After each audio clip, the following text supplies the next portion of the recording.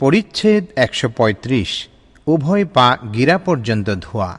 হাদিস ১৮৬। হজরত মুসা রহমতুল্লাহ আলাইহির সনদে আমর ইবনে আবু হাসান রহমতুল্লাহ আলাইহি থেকে বর্ণিত, তিনি আবদুল্লাহ ইবনে যায়েদ রাদিয়াল্লাহু আনহুকে রাসূল করিম সাল্লাল্লাহু আলাইহি ওয়াসাল্লামের ওযু সম্পর্কে প্রশ্ন করলেন। তখন তিনি এক পাত্র পানি আনালেন এবং তাদের দেখাবার জন্য নবী করিম সাল্লাল্লাহু আলাইহি ওয়াসাল্লামের মতো ওযু করলেন। তিনি পাত্র থেকে দুহাতে পানি ঢাললেন, তা দিয়ে হাত দুটি ৩ বার ধুইলেন। তারপর পাত্রের মধ্যে হাত ঢুকিয়ে ৩ আজলা পানি নিয়ে কুলি করলেন এবং নাকে পানি দিয়ে নাক ঝাড়লেন। তারপর আবার হাত ঢোকালেন, ৩ বার তার চেহারা মুবারক ধুইলেন। তারপর আবার হাত ঢুকিয়ে পানি নিয়ে 2 হাত কনুই পর্যন্ত 2 বার ধুইলেন। তারপর আবার হাত ঢুকিয়ে উভয় হাত দিয়ে সামনে এবং পেছনে একবার মাত্র মাথা মাসেহ করলেন। তারপর 2 পা গিরা পর্যন্ত ধুইলেন। পরিচ্ছেদ ১৩৬। মানুষের ওযুর অবশিষ্ট পানি ব্যবহার করা। হযরত জারীর ইবনে আবদুল্লাহ রাদিয়াল্লাহু আনহু তার পরিবারকে মিসওয়াক ধোয়া অবশিষ্ট পানি দিয়ে ওযু করতে নির্দেশ দেন। হাদিস ১৮৭। হজরত আদম রহমতুল্লাহ আলাইহির সনদে আবু জুহাইফা রাদিয়াল্লাহু আনহু থেকে বর্ণিত, তিনি বলেন, একবার দুপুরে নবী করিম সাল্লাল্লাহু আলাইহি ওয়াসাল্লাম আমাদের সামনে বেরিয়ে এলেন। তাকে ওযুর পানি এনে দেওয়া হল। তখন তিনি ওযু করলেন। লোকে তার ওযুর ব্যবহৃত পানি নিয়ে গায়ে মাখতে লাগল। এরপর নবী করিম সাল্লাল্লাহু আলাইহি ওয়াসাল্লাম যোহরের 2 রাকাত এবং আসরের 2 রাকাত সালাত আদায় করলেন, আর তার সামনে ছিল একখানি লাঠি। আবু মুসা রাদিয়াল্লাহু আনহু বলেন, নবী করিম সাল্লাল্লাহু আলাইহি ওয়াসাল্লাম একটি পাত্র আনালেন যাতে পানি ছিল। তারপর তিনি তার মধ্যে উভয় হাত ও চেহারা মুবারক ধুইলেন এবং তার মধ্যে কুলি করলেন। তারপর তাদের দুজন অর্থাৎ আবু মুসা রাদিয়াল্লাহু আনহু ও বিলাল রাদিয়াল্লাহু আনহুকে বললেন, তোমরা এ থেকে পান করো এবং তোমাদের মুখমণ্ডলে ও বুকে ঢালো। হাদিস ১৮৮। হজরত আলী ইবনে আবদুল্লাহ রহমতুল্লাহ আলাইহির সনদে মাহমুদ ইবনুর রবি রাদিয়াল্লাহু আনহু থেকে বর্ণিত, বর্ণনাকারী বলেন, তিনি সে ব্যক্তি যার মুখমণ্ডলে রাসূলুল্লাহ সাল্লাল্লাহু আলাইহি ওয়াসাল্লাম তাদের কুয়া থেকে পানি নিয়ে কুলির পানি দিয়েছিলেন। তিনি তখন বালক ছিলেন। উরওয়া রাহমাতুল্লাহ আলাইহি, মিসওয়ার রাহমাতুল্লাহ আলাইহি প্রমুখের কাছ থেকে হাদিস বর্ণনা করেন। এ উভয় বর্ণনা একটি অন্যটির সত্যায়ন করে। নবী করিম সাল্লাল্লাহু আলাইহি ওয়াসাল্লাম যখন ওযু করতেন তখন তার ব্যবহৃত পানির উপর তারা অর্থাৎ সাহাবায়ে কেরাম যেন হুমড়ি খেয়ে পড়তেন। পরিচ্ছেদ ১৩৭। শিরোনামবিহীন। হাদিস ১৮৯। আব্দুর রহমান ইবনে ইউনুস রহমতুল্লাহ আলাইহির সনদে হজরত সাইব ইবনে ইয়াজিদ রাদিয়াল্লাহু আনহু বলেন, আমার খালা আমাকে নিয়ে নবী করিম সাল্লাল্লাহু আলাইহি ওয়াসাল্লামের খেদমতে হাজির হলেন এবং বললেন, ইয়া রাসূলুল্লাহ, আমার ভাগ্নে অসুস্থ। রাসূলুল্লাহ সাল্লাল্লাহু আলাইহি ওয়াসাল্লাম আমার মাথায় হাত বোলালেন এবং বরকতের দোয়া করলেন। তারপর ওযু করলেন। আমি তার ওযুর অবশিষ্ট পানি পান করলাম। তারপর তার পেছনে দাঁড়ালাম। তখন আমি তার উভয় কাঁধের মধ্যস্থলে মোহরে নবুয়ত দেখতে পেলাম, যা ছিল নৌসার আসনের ঘণ্টির মতো। অর্থাৎ নতুন বরের জন্য এক ধরনের পালকি সাজানো হতো। এর মধ্যে যে ঘণ্টি লাগানো থাকত এর সাথে মোহরে নবুয়তের তুলনা করা হয়েছে। পরিচ্ছেদ ১৩৮। এক আজলা পানি দিয়ে কুলি করা ও নাকে পানি দেওয়া। হাদিস ১৯০। হজরত মুসাদ্দাদ রহমতুল্লাহ আলাইহির সনদে আবদুল্লাহ ইবনে যায়েদ রাদিয়াল্লাহু আনহু থেকে বর্ণিত, একবার তিনি পাত্র থেকে উভয় হাতে পানি ঢেলে 2 হাত ধৌত করলেন। তারপর এক আজলা পানি দিয়ে মুখ ধুইলেন বা কুলি করলেন এবং নাকে পানি দিলেন। 3 বার এরূপ করলেন। তারপর 2 হাত কনুই পর্যন্ত 2 বার ধুইলেন এবং মাথার সামনের অংশ এবং পেছনের অংশ মাসেহ করলেন, আর গিরা পর্যন্ত 2 পা ধুইলেন। এরপর বললেন, রাসূলুল্লাহ সাল্লাল্লাহু আলাইহি ওয়াসাল্লামের ওযু এরূপ ছিল। পরিচ্ছেদ ১৩৯। একবার মাথা মাসেহ করা। হাদিস 191। হজরত সুলাইমান ইবনে হারব রহমতুল্লাহ আলাইহির সনদে আমর ইবনে ইয়াহিয়া রহমতুল্লাহ আলাইহি থেকে বর্ণিত, তিনি বলেন, আমি একবার আমর ইবনে আবু হাসান রহমতুল্লাহ আলাইহির কাছে উপস্থিত ছিলাম। তিনি আবদুল্লাহ ইবনে যায়েদ রাদিয়াল্লাহু আনহুকে নবী করিম সাল্লাল্লাহু আলাইহি ওয়াসাল্লামের ওযু সম্পর্কে জিজ্ঞাসা করলেন। তারপর তিনি পানির একটি পাত্র আনালেন এবং ওযু করে তাদের দেখালেন। তিনি পাত্রটি কাত করে উভয় হাতের উপর পানি ঢেলে 3 বার তা ধুয়ে ফেলেন। তারপর পাত্রের মধ্যে হাত ঢোকালেন এবং 3 আজলা পানি দিয়ে 3 বার কুলি করলেন এবং নাকে পানি দিয়ে তা ঝেড়ে ফেললেন। তারপর আবার পাত্রের মধ্যে হাত ঢোকালেন এবং পানি নিয়ে 3 বার মুখমণ্ডল ধুইলেন। তারপর আবার পাত্রের মধ্যে হাত ঢোকালেন এবং উভয় হাত কোনই পর্যন্ত দুবার ধুইলেন। তারপর আবার পাত্রের মধ্যে হাত ঢোকালেন, তার মাথা হাত দিয়ে সামনে এবং পেছনে মাসেহ করলেন। তারপর আবার পাত্রের মধ্যে হাত ঢোকালেন এবং উভয় পা ধুইলেন। হাদিস 192। পূর্বের একই হাদিস হজরত উহাইব রহমতুল্লাহ আলাইহি সূত্রে মুসা রহমতুল্লাহ আলাইহি বর্ণনা করেন যে মাথা একবার মাসেহ করেন। পরিচ্ছেদ 140। নিজ স্ত্রীর সাথে ওযু করা এবং স্ত্রীর ওযুর অবশিষ্ট পানি ব্যবহার করা। ওমর রাদিয়াল্লাহু আনহু গরম পানি দিয়ে এবং খ্রিস্টান মহিলার ঘরের পানি দিয়ে ওযু করেন। হাদিস 193। হজরত আবদুল্লাহ ইবনে ইউসুফ রহমতুল্লাহ আলাইহির সনদ সূত্রে ইবনে ওমর রাদিয়াল্লাহু আনহুমা থেকে বর্ণিত, তিনি বলেন, রাসূলুল্লাহ সাল্লাল্লাহু আলাইহি ওয়াসাল্লামের জামানায় পুরুষ এবং মহিলা একত্রে ওযু করতেন। পরিচ্ছেদ 141। বেহুশ লোকের উপর নবী করিম সাল্লাল্লাহু আলাইহি ওয়াসাল্লামের ওযুর পানি ছিটিয়ে দেওয়া। হাদিস 194। হজরত আবুল ওয়ালিদ রহমতুল্লাহ আলাইহির সনদে জাবির রাদিয়াল্লাহু আনহু থেকে বর্ণিত, তিনি বলেন, আমার পীড়িত অবস্থায় একবার নবী করিম সাল্লাল্লাহু আলাইহি ওয়াসাল্লাম আমার খোঁজ খবর নিতে এলেন। আমি তখন এতই অসুস্থ ছিলাম যে আমার জ্ঞান ছিল না। তারপর তিনি ওযু করলেন এবং তার ওযুর পানি আমার উপর ছিটিয়ে দিলেন। তখন আমার জ্ঞান ফিরে এলো।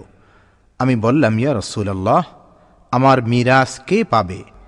আমার একমাত্র ওয়ারিশ হল কালালা, অর্থাৎ পিতামাতা ও সন্তান সন্ততি ছাড়া অন্যেরা। তখন ফরায়েজের আয়াত নাজিল হল, অর্থাৎ সূরা নিসার 176 নম্বর আয়াতখানা নাজিল হল। পরিচ্ছেদ 142। গামলা, কাঠ ও পাথরের পাত্রে ওযু গোসল করা। হাদিস 195। হজরত আবদুল্লাহ ইবনে মুনির রহমতুল্লাহ আলাইহির সনদে আনাস রাদিয়াল্লাহু আনহু থেকে বর্ণিত, তিনি বলেন, একবার সালাতের সময় উপস্থিত হলে যাদের বাড়ি নিকটে ছিল তারা ওযু করার জন্য বাড়ি চলে গেলেন, আর কিছু লোক রয়ে গেলেন, তাদের কোনো ওযুর ব্যবস্থা ছিল না। তখন রাসূলুল্লাহ সাল্লাল্লাহু আলাইহি ওয়াসাল্লামের জন্য একটি পাথরের পাত্রে পানি আনা হল। পাত্রটি এত ছোট ছিল যে তার মধ্যে তার উভয় হাত মেলে দেওয়া সম্ভব ছিল না। তা থেকেই কওমের সকল লোক ওযু করলেন। আমরা আনাস রাদিয়াল্লাহু আনহুকে জিজ্ঞাসা করলাম, আপনারা কতজন ছিলেন? তিনি বললেন, 80 জন বা আরও বেশি। হাদিস 196। মুহাম্মদ ইবনুল আলা রহমতুল্লাহ আলাইহির সনদ সূত্রে আবু মুসা রাদিয়াল্লাহু আনহু থেকে বর্ণিত যে একবার রাসূল করিম সাল্লাল্লাহু আলাইহি ওয়াসাল্লাম একটি পানি ভর্তি পাত্র আনালেন। তাতে তার উভয় হাত ও মুখমণ্ডল ধুইলেন এবং কুলি করলেন। হাদিস 197। হজরত আহমদ ইবনে ইউনুস রহমতুল্লাহ আলাইহির সনদে আবদুল্লাহ ইবনে যায়েদ রাদিয়াল্লাহু আনহু বলেন, একবার রাসূলুল্লাহ সাল্লাল্লাহু আলাইহি ওয়াসাল্লাম আমাদের বাড়িতে এলেন। আমরা তাকে পিতলের একটি পাত্রে পানি দিলাম। তিনি তা দিয়ে ওযু করলেন। তার মুখমণ্ডল 3 বার ও উভয় হাত দুবার করে ধুইলেন এবং তার হাত সামনে থেকে পেছনে এবং পেছন থেকে সামনে এনে মাথা মাসেহ করলেন আর উভয় পা ধুইলেন। হাদিস 198। হজরত আবুল ইয়ামান রহমতুল্লাহ আলাইহির সনদে মা আয়েশা রাদিয়াল্লাহু আনহা বলেন, রাসূল করিম সাল্লাল্লাহু আলাইহি ওয়াসাল্লামের রোগ যন্ত্রণা বেড়ে গেলে তিনি আমার ঘরে শুশ্রূষার জন্য তার পত্নীগণের কাছে অনুমতি চাইলেন। তারা অনুমতি দিলে রাসূল করিম সাল্লাল্লাহু আলাইহি ওয়াসাল্লাম আমার ঘরে আসার জন্য দু ব্যক্তির উপর ভর করে বের হলেন, আর তাঁর পা দুখানি তখন মাটিতে চিহ্ন রেখে যাচ্ছিল। তিনি আব্বাস রাদিয়াল্লাহু আনহু ও অন্য এক ব্যক্তির মাঝখানে ছিলেন। ওবাইদুল্লাহ রাহমাতুল্লাহ আলাইহি বলেন, আমি আব্দুল্লাহ ইবনে আব্বাস রাদিয়াল্লাহু আনহুমাকে একথা অবহিত করলাম। তিনি বললেন, সে অন্য ব্যক্তিটি কে, তাকে তুমি জানো? আমি বললাম, না। তিনি বললেন, তিনি হলেন আলী ইবনে আবি তালিব রাদিয়াল্লাহু আনহু। আয়েশা রাদিয়াল্লাহু আনহা বর্ণনা করেন, রাসূল করিম সাল্লাল্লাহু আলাইহি ওয়াসাল্লাম তার ঘরে আসার পর রোগ আরও বেড়ে গেলে তিনি বললেন, তোমরা আমার উপর মুখের বাঁধন খোলা হয়নি এমন 7টি মশকের পানি ঢেলে দাও, তাহলে হয়তো আমি মানুষকে কিছু ওসিয়ত করব। তাকে তার সহধর্মিনী হাফসা রাদিয়াল্লাহু আনহার একটি বড় পাত্রের মধ্যে বসিয়ে দেওয়া হলো। তারপর আমরা তার উপর সেই 7 মশক পানি ঢালতে শুরু করলাম।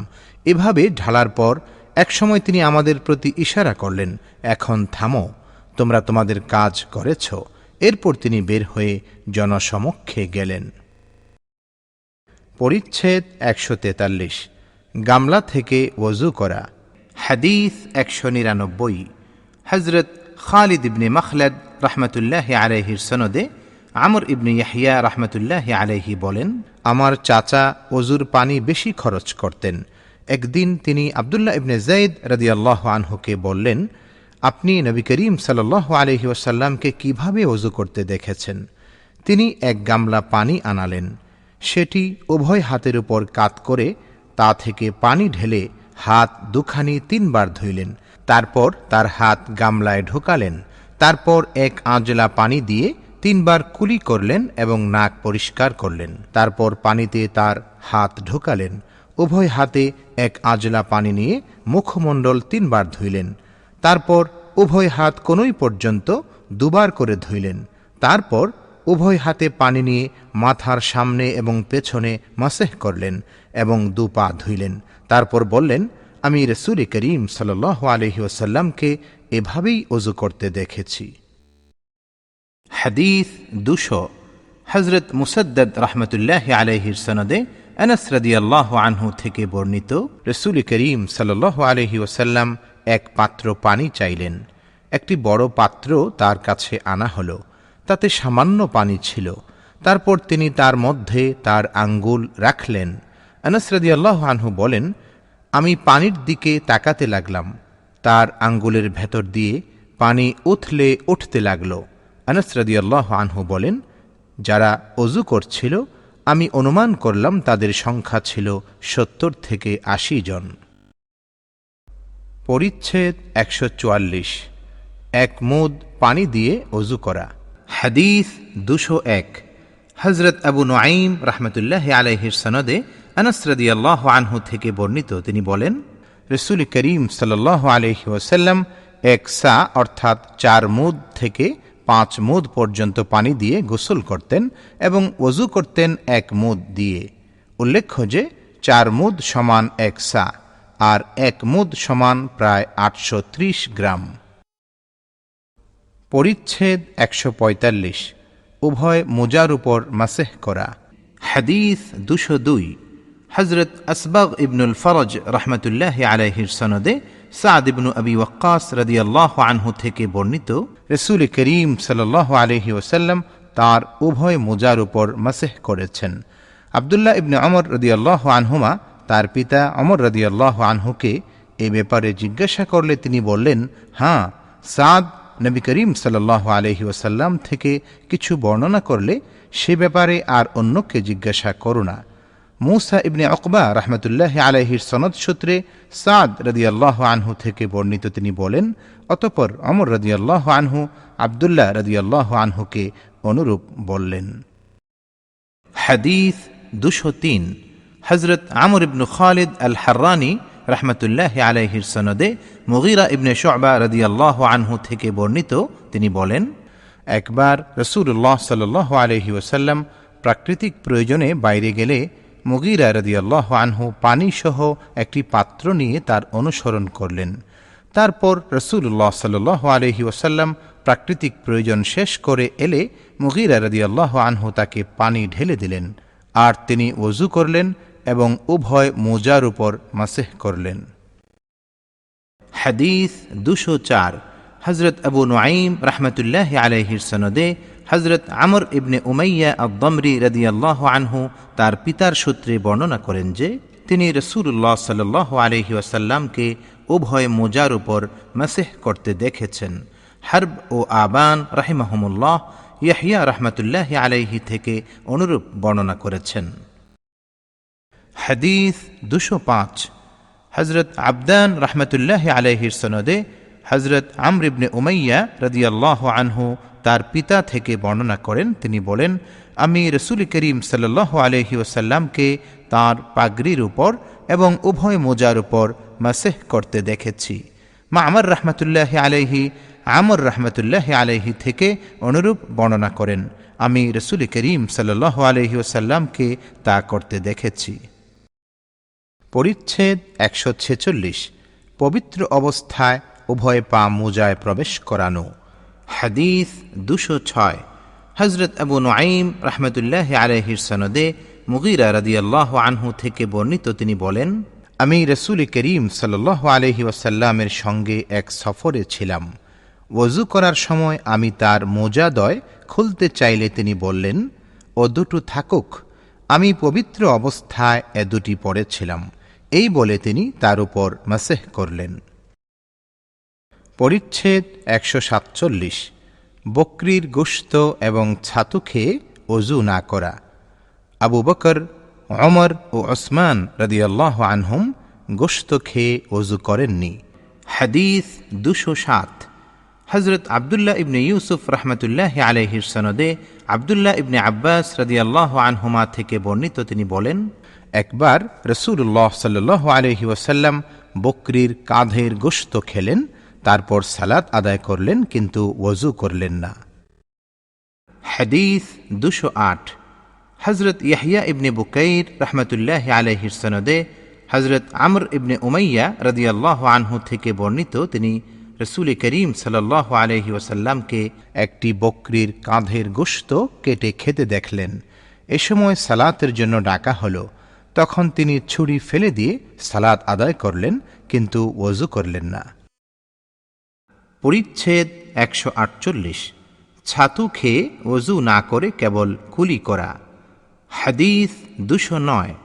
হযরত আব্দুল্লাহ ইবনে ইউসুফ রাহমাতুল্লাহি আলাইহির সনদে সুয়াইদ ইবনুল নু'মান রাদিয়াল্লাহু আনহু থেকে বর্ণিত, তিনি বলেন, খাইবার যুদ্ধের বছর তিনি রাসূলুল্লাহ সাল্লাল্লাহু আলাইহি ওয়াসাল্লামের সঙ্গে রওনা হলেন।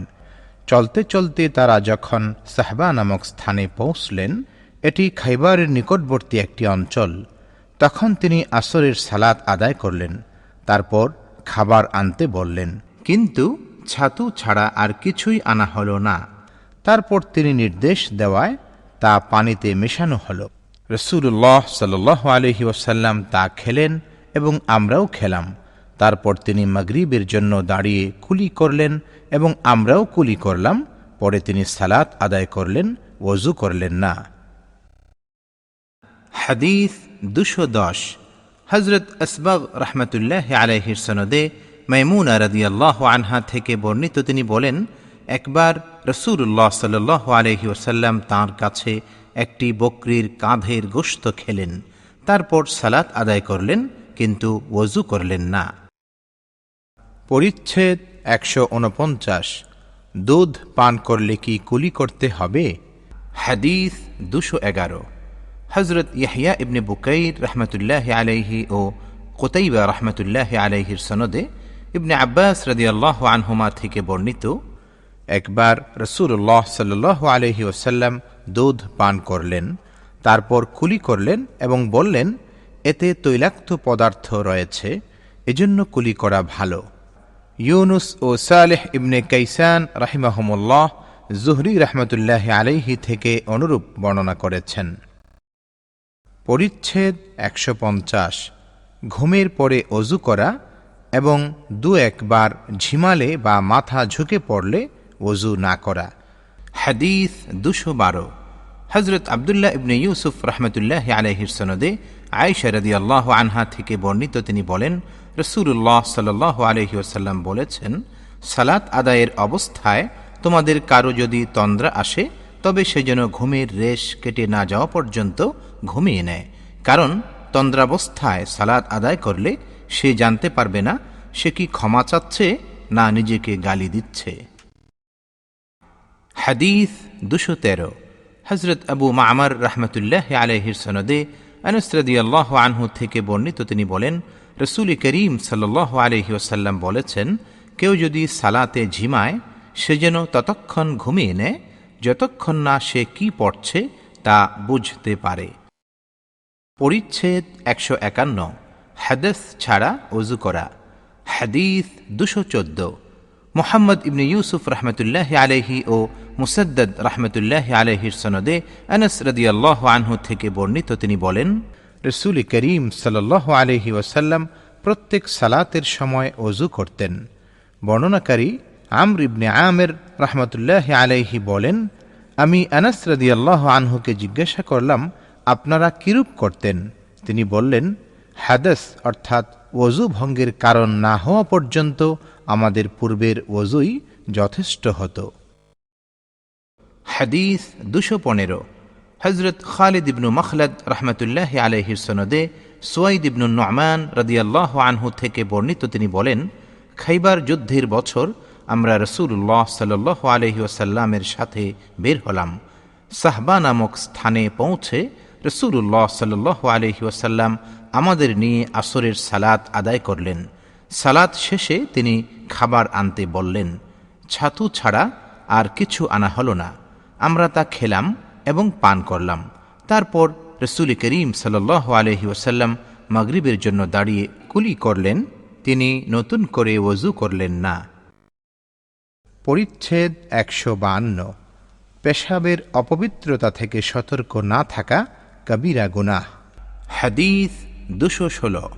হযরত উসমান রাহমাতুল্লাহি আলাইহির সনদে ইবনে আব্বাস রাদিয়াল্লাহু আনহুমা থেকে বর্ণিত, তিনি বলেন, নবী করিম সাল্লাল্লাহু আলাইহি ওয়াসাল্লাম একবার মদিনা বা মক্কার কোনো এক বাগানের কাছ দিয়ে যাচ্ছিলেন।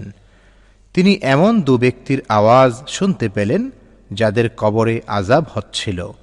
তখন রাসূল করিম সাল্লাল্লাহু আলাইহি ওয়াসাল্লাম বললেন, এদের দুজনকে আযাব দেওয়া হচ্ছে, অথচ কোনো বড় গুনাহের জন্য এদের আযাব দেওয়া হচ্ছে না। তারপর তিনি বললেন, হ্যাঁ, এদের একজন তার পেশাবের নাপাকি থেকে সতর্কতা অবলম্বন করত না, আরেকজন চগলখড়ি করত। তারপর তিনি একটি খেজুরের ডাল আনালেন এবং তা ভেঙ্গে দুখণ্ড করে প্রত্যেকের কবরের উপর এক খণ্ড রাখলেন। তাকে জিজ্ঞাসা করা হলো, ইয়া রাসূলুল্লাহ, এরূপ কেন করলেন? তিনি বললেন, হয়তো তাদের আযাব কিছুটা লাঘব করা হবে যতদিন পর্যন্ত এ দুটি না শুকায়। পরিচ্ছেদ 153। পেশাব ধোয়া সম্বন্ধে যা বর্ণিত হয়েছে। রাসূল করিম সাল্লাল্লাহু আলাইহি ওয়াসাল্লাম জনৈক কবরবাসী সম্পর্কে বলেছেন, সে তার পেশাব থেকে সতর্ক থাকত না। তিনি শুধু মানুষের পেশাব সম্পর্কেই উল্লেখ করেছেন। হাদিস 217। হযরত ইয়াকুব ইবনে ইব্রাহিম রাহমাতুল্লাহি আলাইহির সনদে আনাস ইবনে মালিক রাদিয়াল্লাহু আনহু থেকে বর্ণিত, তিনি বলেন, রাসূলুল্লাহ সাল্লাল্লাহু আলাইহি ওয়াসাল্লাম প্রাকৃতিক প্রয়োজনে বের হলে আমি তার কাছে পানি নিয়ে যেতাম, তিনি তা দিয়ে ইস্তিনজা করতেন। পরিচ্ছেদ 154। শিরোনামবিহীন। হাদিস 218। মুহাম্মদ ইবনুল মুসান্না রাহমাতুল্লাহি আলাইহির সনদে ইবনে আব্বাস রাদিয়াল্লাহু আনহুমা থেকে বর্ণিত, তিনি বলেন, রাসূল করিম সাল্লাল্লাহু আলাইহি ওয়াসাল্লাম একবার দুটি কবরের কাছ দিয়ে যাচ্ছিলেন। এ সময় তিনি বললেন, এদের আযাব দেওয়া হচ্ছে, কোনো কঠিন পাপের জন্য তাদের আযাব হচ্ছে না। তাদের একজন পেশাব থেকে সতর্ক থাকত না, আর অপরজন চুগলখড়ি করে বেড়াত। তারপর তিনি একখানি কাঁচা খেজুরের ডাল নিয়ে ভেঙ্গে দুভাগ করলেন এবং প্রত্যেক কবরের উপর একখানি পুঁতে দিলেন। সাহাবায়ে কেরাম রাদিয়াল্লাহু আনহুম জিজ্ঞাসা করলেন, ইয়া রাসূলুল্লাহ, এরূপ কেন করলেন? তিনি বললেন, হয়তো তাদের থেকে আযাব কিছুটা লাঘব করা হবে যতদিন পর্যন্ত এটি না শুকাবে। ইবনুল মুসান্না রহমতুল্লাহ আলাইহির সূত্রে আমাশ রহমতুল্লাহ আলাইহি বলেন, আমি মুজাহিদ রহমতুল্লাহ আলাইহি থেকে অনুরূপ শুনেছি। পরিচ্ছেদ 155। এক বেদুইনকে মসজিদে পেশাব শেষ করা পর্যন্ত নবী করিম সাল্লাল্লাহু আলাইহি ওয়াসাল্লাম এবং অন্যান্য লোকের পক্ষ থেকে অবকাশ দেওয়া। হাদিস 219। হযরত মুসা ইবনে ইসমাঈল রহমতুল্লাহ আলাইহির সনদে আনাস ইবনে মালিক রাদিয়াল্লাহু আনহু থেকে বর্ণিত, তিনি বলেন, নবী করিম সাল্লাল্লাহু আলাইহি ওয়াসাল্লাম এক বেদুইনকে মসজিদে পেশাব করতে দেখলেন। তখন তিনি বললেন, ওকে ছেড়ে দাও, সে পেশাব শেষ করলে পানি আনিয়ে সেখানে ঢেলে দিলেন। পরিচ্ছেদ 156। মসজিদে পেশাবের উপর পানি ঢেলে দেওয়া। হাদিস 220। হযরত আবুল ইয়ামান রহমতুল্লাহ আলাইহির সনদে আবু হুরায়রা রাদিয়াল্লাহু আনহু থেকে বর্ণিত, তিনি বলেন, একবার এক বেদুইন দাঁড়িয়ে মসজিদে পেশাব করে দিল। তখন লোকজন তাকে বাধা দিতে যাচ্ছিল। রাসূল করিম সাল্লাল্লাহু আলাইহি ওয়াসাল্লাম তাদের বললেন, ওকে ছেড়ে দাও এবং ওর পেশাবের উপর এক বালতি পানি ঢেলে দাও, কারণ তোমাদের সহজ ও বিনম্র আচরণ করার জন্য পাঠানো হয়েছে, কঠোর আচরণ করার জন্য পাঠানো হয়নি।